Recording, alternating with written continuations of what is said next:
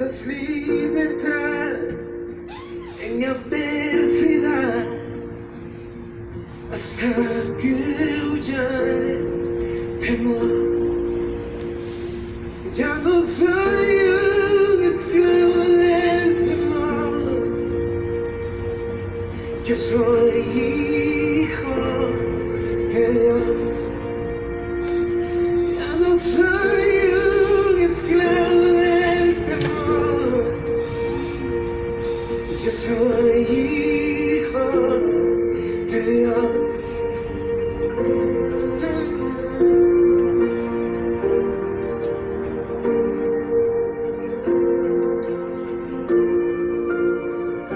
Desde el vientre fui escogido en ti.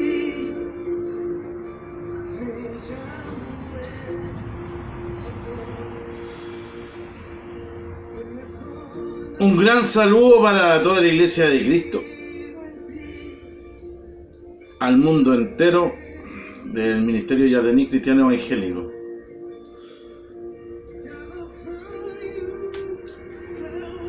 Como dice la canción, ya no soy un esclavo del temor, soy hijo de Dios. Venimos predicando un tema este año sobre el arrepentimiento, y la Iglesia de Cristo lleva años predicando las buenas nuevas del reino del venidero de Dios y advirtiendo a las naciones que si no se arrepienten de sus caminos cada vez más inmorales y alejados de Dios, el Creador las va a juzgar severamente. Entre dichas naciones, el diminuto país de Israel, oremos por Israel, descendiente actual de la antigua Judá, no es una excepción, en la medida de que el Estado judío se identifica como una nación que se esfuerza por obedecer a Dios o al Dios de Israel. Debe ser especialmente claro que tiene, si acaso, una responsabilidad aún mayor que las naciones no israelitas, de ser un ejemplo de los valores bíblicos y morales para el resto del mundo. Sin embargo, Israel es una de las naciones moralmente más flojas que hay en este planeta. Escasamente se distingue de los Estados Unidos, del Reino Unido, Australia y otras naciones descendientes de Israel en su rechazo total a los valores sobre los cuales se fundaron. Problemas para Jerusalén.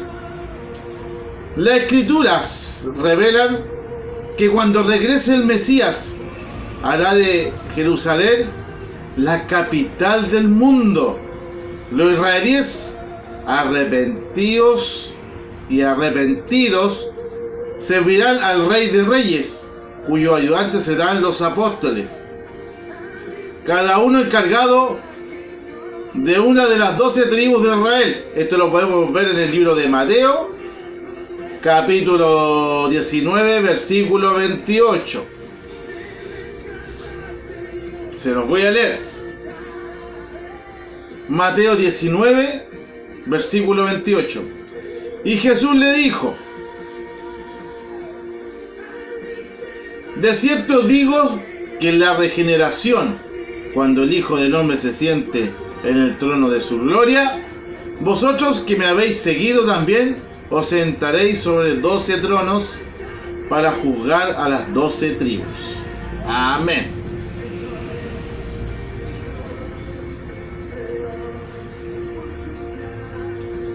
Esperamos con anhelo ese día glorioso, cuando todas las naciones guardarán la fiesta de los tabernáculos y subirán a Jerusalén para adorar al Rey, al Eterno de los ejércitos. Léelo en Zacarías capítulo 14, versículo 17. Se los voy a leer. una ayuda a memoria. Siempre estamos predicando lo mismo, pero no se queda aquí. Entra por aquí y sale por allá. Y acontecerá que los de las familias de la tierra que nos subieren a Jerusalén para adorar al Rey Jehová de los ejércitos, no vendrá sobre ellos lluvia. Amén. Pero también las Escrituras hablan de tiempos difíciles antes del regreso de Cristo. La profecía bíblica revela que Jerusalén será subyugada por un gobierno y una fuerza militar foránea. Lucas capítulo 21 versículo 20. Pero cuando vierais a Jerusalén rodeada de ejércitos, sabed entonces de que su destrucción ha llegado. ¡Wow! Dios reveló al apóstol Juan esta profecía, dura pero cierta. A propósito de Jerusalén, entonces me fue dada una caña semejante a una vara de medir, y se me dijo: levántate y mira el templo de Dios y del altar, y a los que adorarán en él. Pero el patio que está fuera del templo, déjalo aparte, y no lo midas, porque ha sido entregado a los gentiles, y ellos hollarán la ciudad santa 42 meses. Apocalipsis capítulo 11 versículo 1-2, para que lo lean.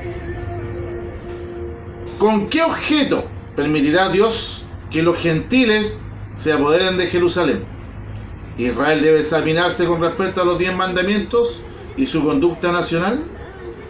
¿Acaso la Israel actual ha cumplido su responsabilidad ante el resto del mundo? Estas normas se aplican tanto a las demás naciones descendientes de Israel como a la nación que hoy lleva su nombre. Si estos pueblos no reconocen y se arrepienten de su inmoralidad, Dios intervendrá para castigar y corregirlas con poder. Para evitar la destrucción profetizada, es preciso que haya un renacer significativo, una búsqueda de Dios, tanto de las personas como de las naciones.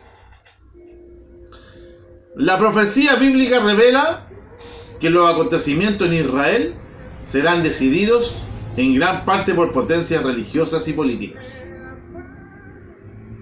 Un falso profeta engañará a miles de millones de seres humanos, llegando al extremo de hacer milagros como bajar fuego del cielo. Apocalipsis 13, versículos 13 y 14. Léalo. La potencia o bestia profetizada va a conquistar naciones y finalmente llegará a un líder romano. Cumplió la profecía de Daniel 9:26. El pueblo de un príncipe que ha de venir destruirá la ciudad y el santuario. Fue un adelanto de la potencia bestial del final de los tiempos. ¿Cristo nos manda a velar? Jesús nos dijo que estuviéramos atentos a la aparición de una abominación en los últimos días. Léela en segunda de Tesalonicenses capítulo 2 versículos 3 y 4. Cuando veáis en el lugar santo la abominación desoladora de que habló el profeta Daniel, el que lee entienda. Entonces los que estén en Judea huyan a los montes. Mateo 24 versículos 15 y 16. En su evangelio Mateo resaltó la importancia de que debemos entender. El apóstol Pablo describió un futuro hombre de pecado, el cual se opone y se levanta contra todo lo que se llama Dios o es objeto de culto, tanto que se sienta en el templo de Dios como de Dios, haciéndose pasar por Dios. Segunda de Tesalonicenses, lo vuelvo a repetir, capítulo 2, versículos 3 y 4. Siempre estamos recordando a quienes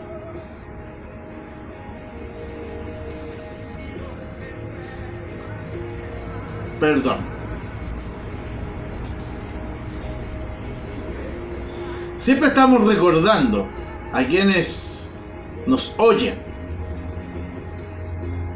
que no dejen de observar el Oriente Medio o Medio Oriente, las condiciones actuales respecto de una paz entre Israel y el gobierno palestino de unión nacional indican que solamente presiones externas lograrán un acercamiento temporal entre esas partes.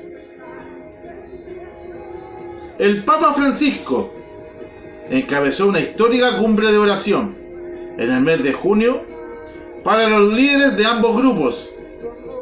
El Washington Post informó: el Papa Francisco reunió a los presidentes de Israel y a la autoridad palestina en el Vaticano para que se unieran en oración y prometieran buscar la paz. Si bien no hay trato oficial entre sus gobiernos, el entonces presidente israelí y el líder palestino terminaron la ceremonia besándose en la mejilla y sembrando un olivo, gestos que tratan de indicar un compromiso para intentar poner fin a uno de los conflictos más largos y difíciles del mundo, de las diferencias religiosas que hay allá en Israel, en Jerusalén. ¿Quiénes son los herejes? Los gestos diplomáticos del Papa Francisco nos hacen recordar que un aspecto clave del conflicto en el Oriente Medio es la tensión entre diferentes puntos de vista religiosos.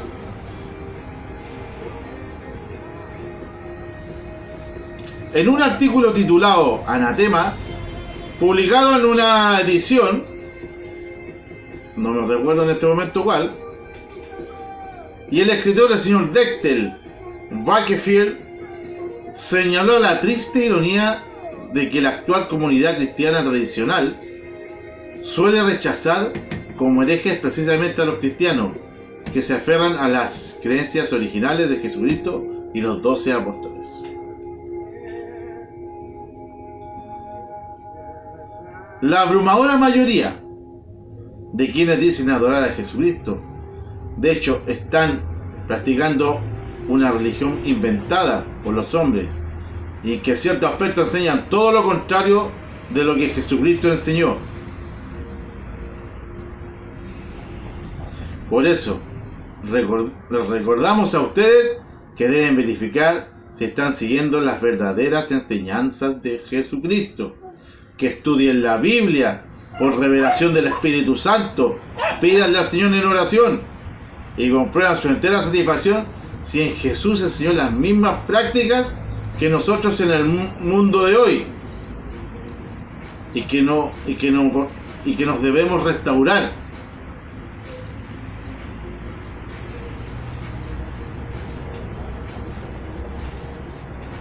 Bueno,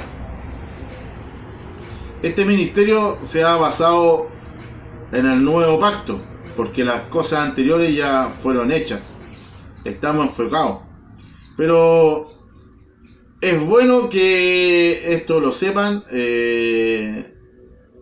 No estoy diciendo que la iglesia sea renovada, pero aquí estamos para un puro asunto: ganar almas para Cristo.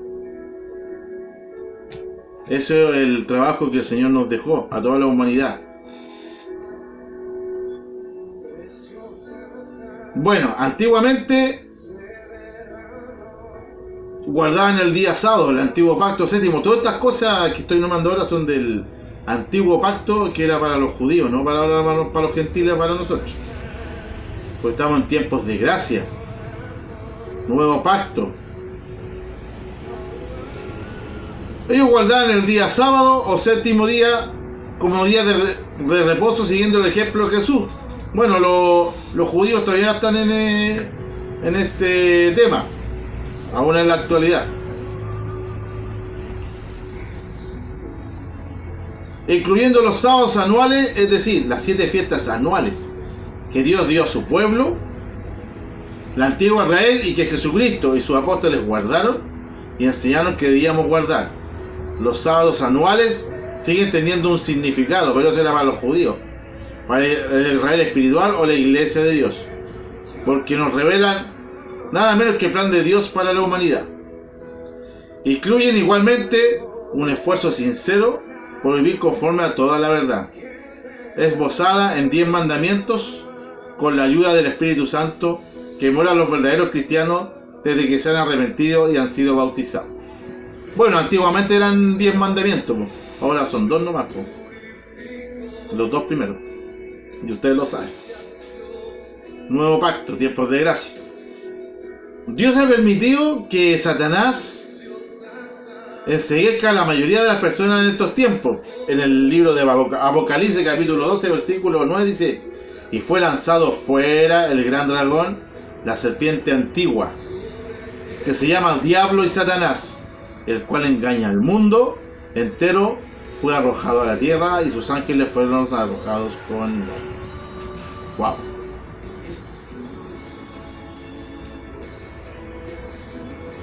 Es posible que Dios le esté llamando para estar entre los primeros frutos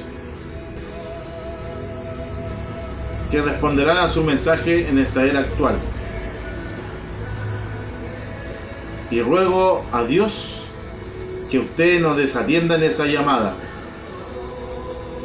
Vamos al arrepentimiento. Habla de la palabra de Dios a tu familia primero, y después sale afuera al mundo. Que todos se conviertan. La venida de Jesucristo está por venir, la segunda venida. Desde la ciudad de Quilpué de Chile habla el evangelista Rodrigo López, del Ministerio Yardení Cristiano Evangélico. Que Dios los bendiga, muchas bendiciones, hasta la próxima. Y nos vamos con esta linda alabanza de nuestro hermano y fallecido Julio Melgar. Que Dios lo tenga en su reino. Muchas bendiciones para todos ustedes. Su sangre me transformó.